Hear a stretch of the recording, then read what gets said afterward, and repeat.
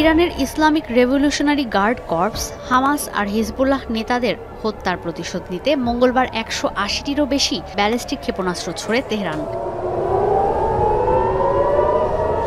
ওই হামলার তাৎক্ষণিক প্রতিক্রিয়ায় ইসরায়েলি প্রধানমন্ত্রী বেনিয়ামিন নেতানিয়াহু জানান, ইরান অনেক বড় ভুল করে ফেলেছে। সামরিক বিশ্লেষকরা বলছেন, কোনো পক্ষকেই থামানো না গেলে মধ্যপ্রাচ্যে পুরোদমে শুরু হয়ে যেতে পারে সংঘাত। আর সেক্ষেত্রে দুই পরাশক্তির মধ্যে সামরিক সক্ষমতার দিক দিয়ে কারা এগিয়ে তা নিয়ে এর মধ্যেই শুরু হয়েছে চুলচেরা বিশ্লেষণ। ব্রিটিশ গবেষণা প্রতিষ্ঠান ইন্টারন্যাশনাল ইনস্টিটিউট ফর স্ট্র্যাটেজিক স্টাডিজের দ্য মিলিটারি ব্যালেন্স ২০২৩ অনুযায়ী ইরানের রয়েছে ৬,১০,০০০ সামরিক কর্মকর্তা, যেখানে ৩.৫ লাখই সেনা সদস্য, ১,৯০,০০০ আইআরজিসির সদস্য।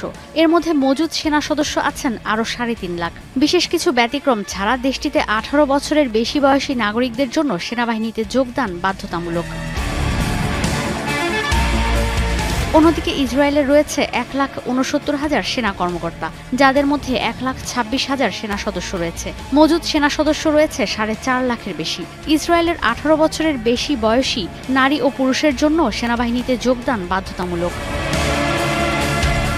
Stockholm International Peace Research Institute সিপ্রির চলতি বছরের এপ্রিলের প্রতিবেদন অনুযায়ী সামরিক খাতে ইরান ২০২৩ সালে ব্যয় করেছে $১,০০০ কোটি, যা ২০২২ সালের তুলনায় বেশি। অন্যদিকে ইসরায়েল ব্যয় করেছে $২,৭০০ কোটি, যা ২০২২ সালের তুলনায় ২৪% বেশি।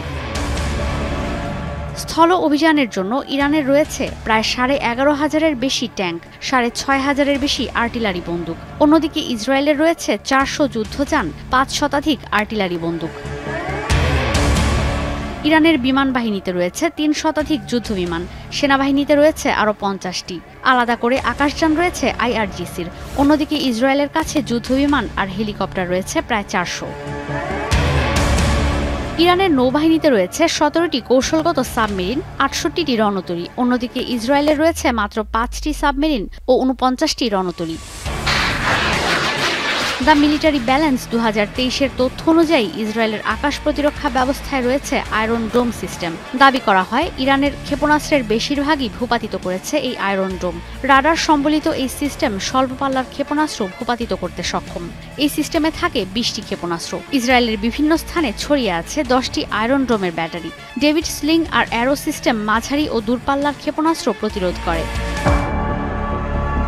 পশ্চিমা বিভিন্ন গণমাধ্যমের তথ্য অনুযায়ী পরমাণু অস্ত্রের দিক দিয়ে বরাবরই এগিয়ে ইরান, কিন্তু নিজেদের পরমাণু সক্ষমতা নিয়ে কখনো মুখ খোলে না তেহরান। ইরানের স্বীকারোক্তি অনুযায়ী তাদের কাছে নেই পরমাণু অস্ত্র।